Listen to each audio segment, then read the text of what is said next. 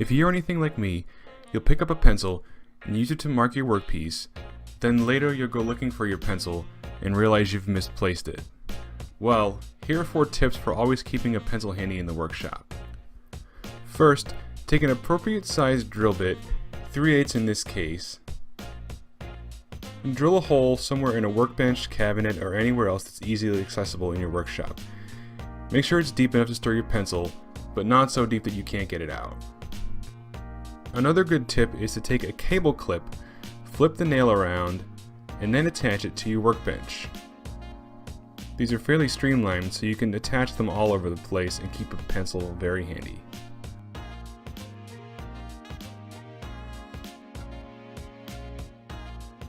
Similarly, you can use a screw eye and thread it into the eraser of a pencil. Attach a small finishing nail to something in the shop, and you've got a place to hang your pencil. Last, a PVC pipe with a cap makes for an excellent pencil holder. Just attach it somewhere that it won't get in the way, and you can store multiple pencils. Hopefully one of these tips will help keep your shop slightly less crooked.